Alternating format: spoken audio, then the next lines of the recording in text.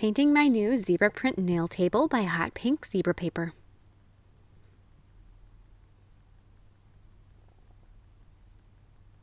Hi everyone! In today's video I'm going to be showing you all about how I painted this new nail table, and it's not necessarily like a realistic video like a lot of my paintings are, but I just thought it'd be really fun to show you guys how I painted my zebra logo, and there's all kinds of zebra print on the sides and that pretty cool little pop art little polish bottle. So I hope you guys like this as much as I do. I'm so excited to start using my new nail table. It's been kind of a dream for the past few months, so I'm so excited. I hope you guys like it, and don't forget to click subscribe to see all my future videos as well. So to begin with, I based the whole thing out with a layer of pale pink. So the majority of this is a pale pink and then a medium pink that are actually very, very similar. I wanted it to stay subtle as far as that goes. I mean, I know the whole thing is pink and zebra print and all of that, so subtle doesn't exactly go with the whole idea, but with that in mind, I tried to keep it subtle. I know sometimes I say things and they just sound ridiculous. And I used a latex-based wall paint that was semi-gloss, so it'd be easy to wash and fairly durable and stick really well to the primer that's on the cabinets.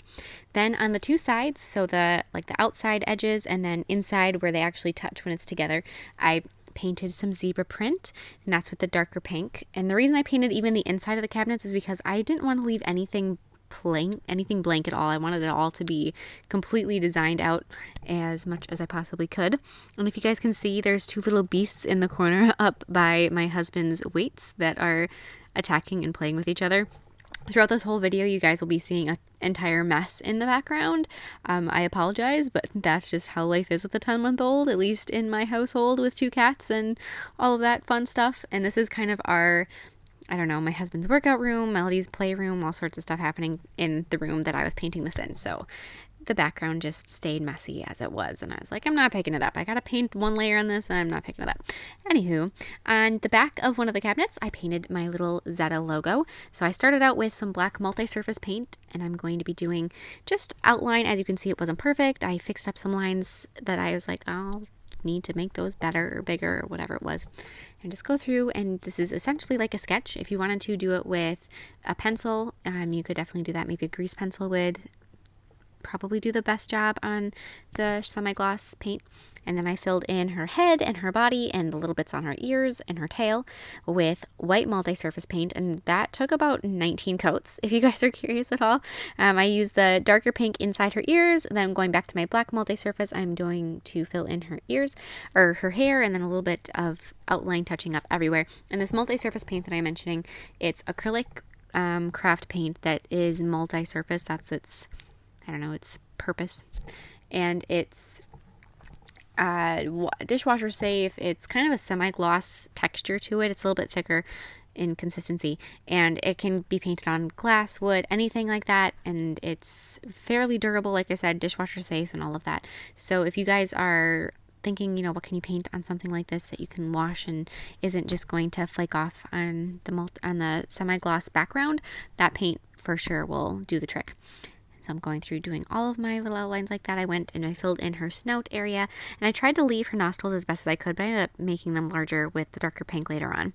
Then I'm going to be filling in some of the little details on her eyes, adding her facial features, giving her some stripes, periodically checking my phone to make sure that my music keeps playing.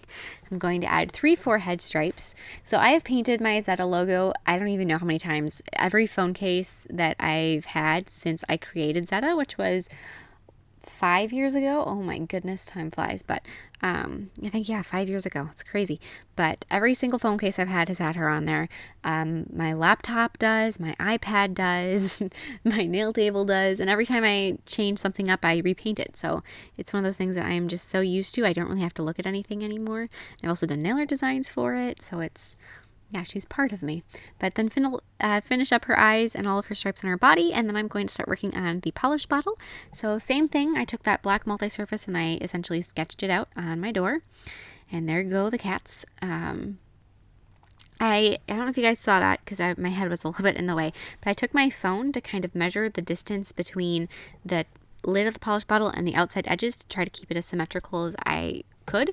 It's a little bit awkward because while I was doing it, I was trying to keep my head out of the way, so I wasn't looking at it straight on, which does make it a little bit funky for seeing things and being able to get them symmetrical when you're on camera. But then I'm going to fill in the cap of the polish bottle with a very simple chrome technique where you basically take white and black paint and sort of blend them together with it darker on the edges and brighter in the center. If you leave it streaky, it does give it more of like a mirror effect. I wanted my polish bottle to be kind of like a pop art style, so I wasn't going overly detailed. If you guys do want to see an overly detailed polish bottle design or painting, I actually have 3 of them, and I can put links to those in the description box below. Then I'm going to fill in, I filled in the middle, the glass part of the bottle with the darker shade of pink, adding some more little lines with the black, and I did kind of a crosshatch technique for all of the shading on the bottle, on the glass part of it. Just going through with a whole bunch of black lines, filling them in, just like so, with a brush, just kind of wiggling it back and forth to get that look. Yeah, so if you guys are curious, if you are more familiar with my art channel than my nail channel, if you guys want to see how I have these things organized, what it's like when they're put together and all finished, I do have a video that is just kind of a meet and greet the nail table, which sounds ridiculous, but is true, on my paper, or on my nail art channel, and I can put a link to that one in the description box below. So then for the doors, I filled in the center part of the door with a pale pink, and then I used the medium pink to fill in the door frame, going around it. And I actually had so much help from the cats with this. If you can see little noses and stuff here and there as they sneak in, but just fill in that frame. And the pinks each took a couple coats for everything, so this was a couple week process just painting them because of how long I had to wait for dry time. And then in the middle of the door I painted zebra print, and this part I actually missed in the video, but I did the very little edge of like the trim between the frame of the door and the center of the door with black to set that off. And here is the finished results. And like I said before, I am so in love with this. This is such a dream come true for me. I was using a terrible little squeaky table that made it so my legs can go underneath it whenever I was working with somebody, and now I have an actual table that is the right size, holds all of my stuff, it's not spread around everywhere in little corners. I have had this and that, so it's fantastic, and I hope you guys like this as much as I do, and check out my Facebook and Instagram to see more of my art, and I'll see you in my next video. Bye!